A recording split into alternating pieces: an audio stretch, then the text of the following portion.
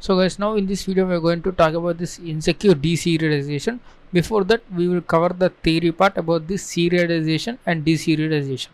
Suppose we have, say, a PC.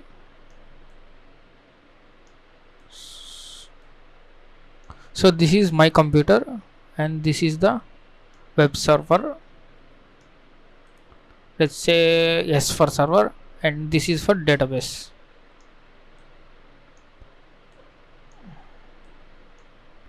So DB. So sorry for drawings. So you will send so much data to this web server using the request method or post method or anyway. So you may send numbers 1, 2 and characters, etc. So sometimes you will have to send the CSV files, you have to send the PDF files and so much data. So these web servers can implement the serialization. So this serialization is transforming any data to a single format, that is like suppose say encoding.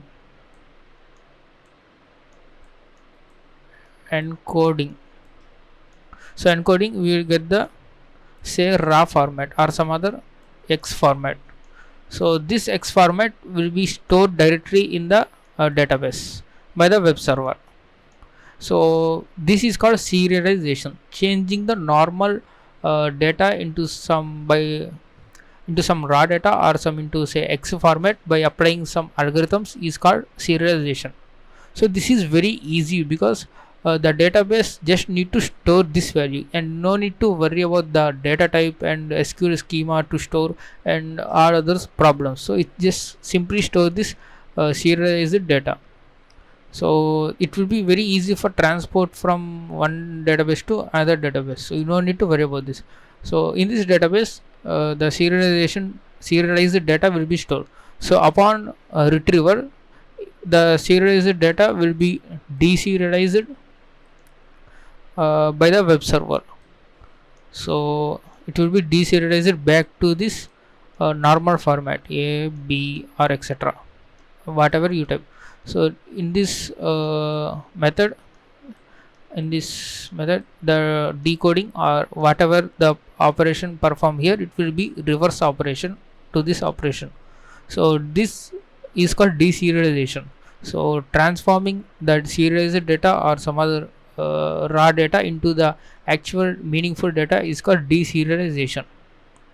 And the web server, after deserialization, we will get the result in the computer. So that is the serialization and deserialization. Suppose if any web server is using the programming language like Ruby, it is called marshalling. So serialization is called marshalling, and in Python it is called serialization and deserialization in common. So suppose there is a vulnerability in programming language, so this encoding will encode every data you can send, even the reverse shell. So if you send the reverse shell, it will encode this and it will execute in the server side. Upon deserialization, it will execute. So you can send the reverse shell in the encoded format. So that's all for the theory about this serialization, transforming normal actual data into the some serialized manner, serialized data or X format data by applying some algorithms, say encoding, and then it will be stored in the database. So and then you can retrieve those data and you can deserialize it back into this normal data, meaningful use and useful data. This is called serialization and deserialization.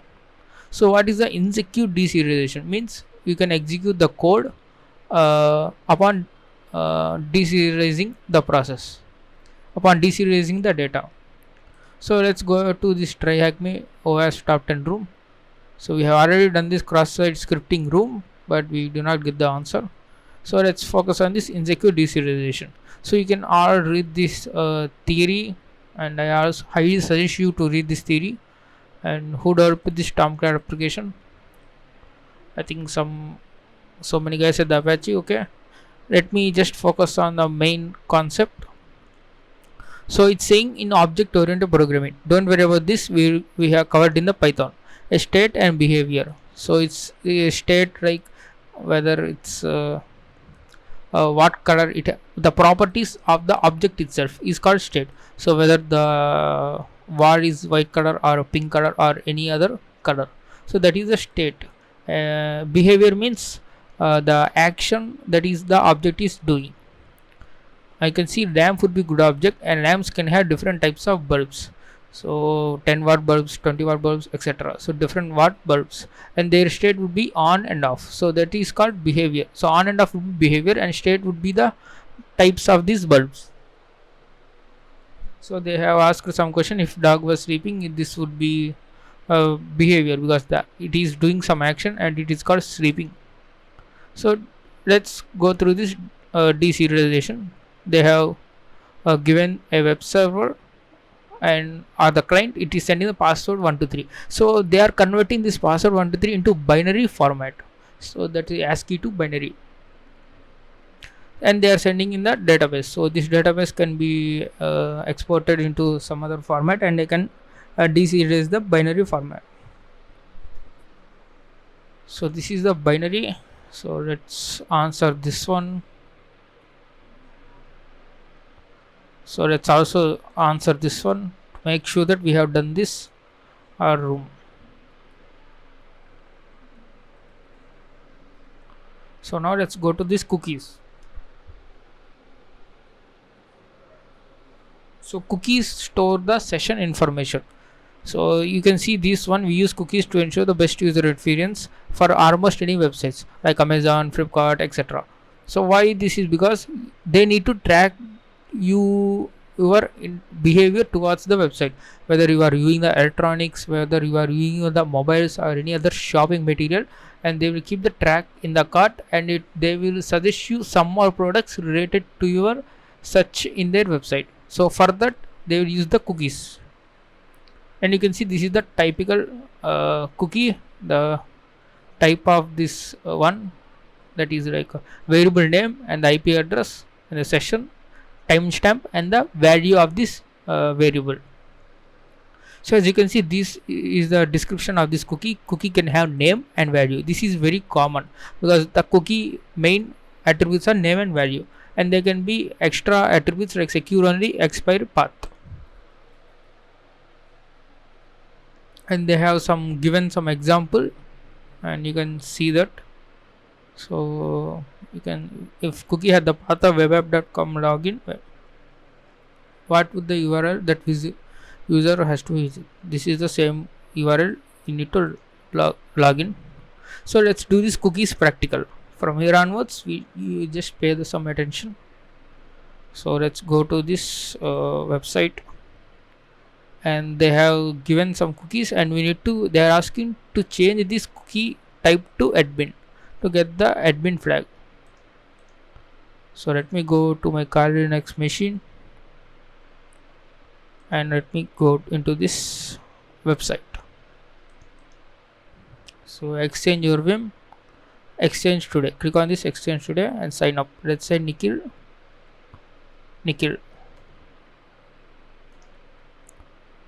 Alright, username, user, and exchange yes.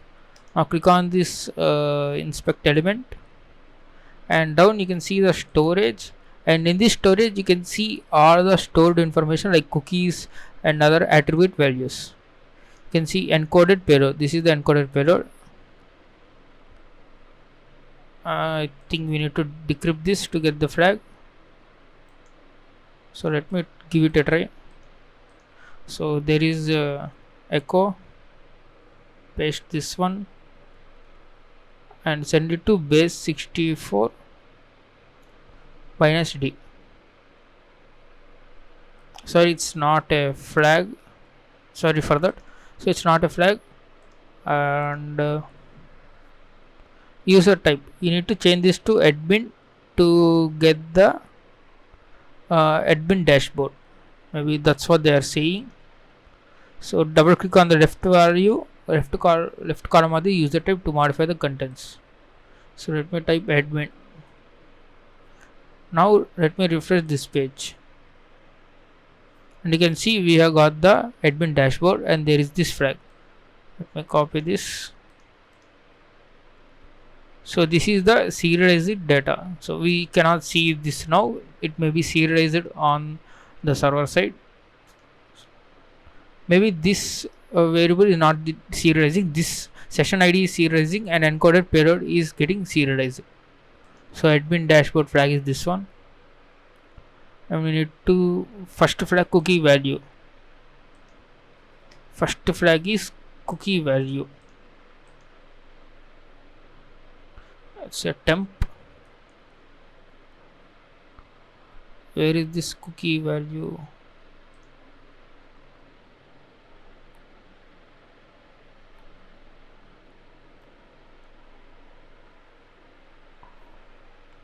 All right, okay, let's maybe I just, once you try to paste the cookie value here, so let's move on to another one, that is code execution. This is very interesting one. So we need to click on this exchange your vim. So let's go ahead and click on this exchange your vim.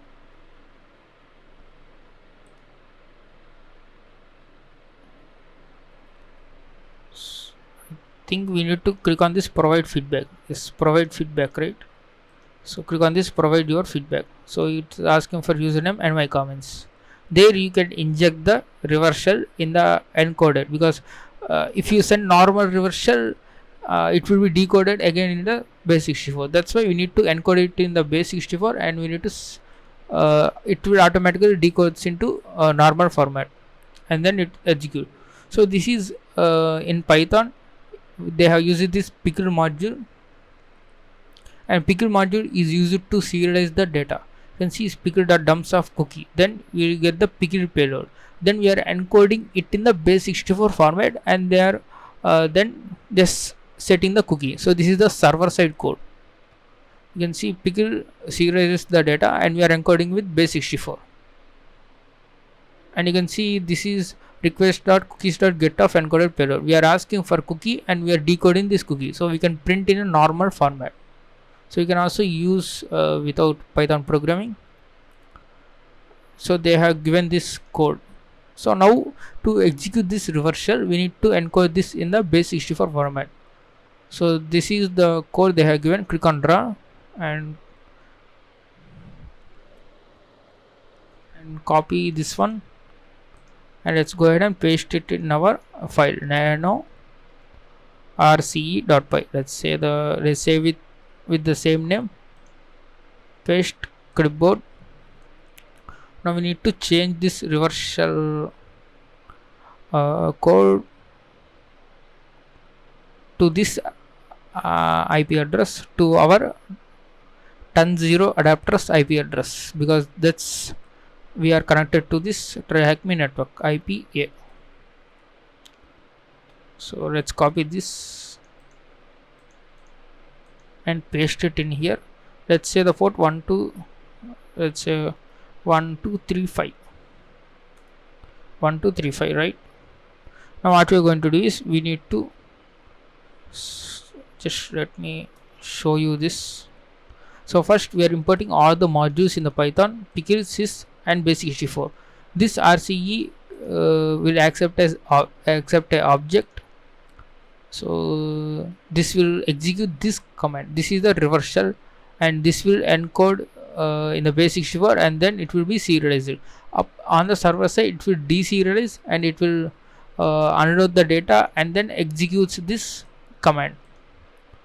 So let's say python 3 rce.py to generate this base64 type of our payload in the base64 format. So let me copy this, and now we need to paste this in this encoded payload. Let me delete this and paste this one. So before that we need to go on and reason using this nc -vlp 1235, and we are going on reasoning on this port. And let me reload this page. So this payload will be sent to the server, and it will decode and deserialize, and then we will get the shell. So we have successfully got the shell. You can say ls. So this is the app.py, that is the Flask this is looks like similar to Django web application also. So I think we should go to the home directory, cd home, to get the flag. So we have successfully got this flag.txt, ls cd cmnatic ls, and there is our flag.txt. So let me copy this and paste it in here. So this is all about this insecure deserialization.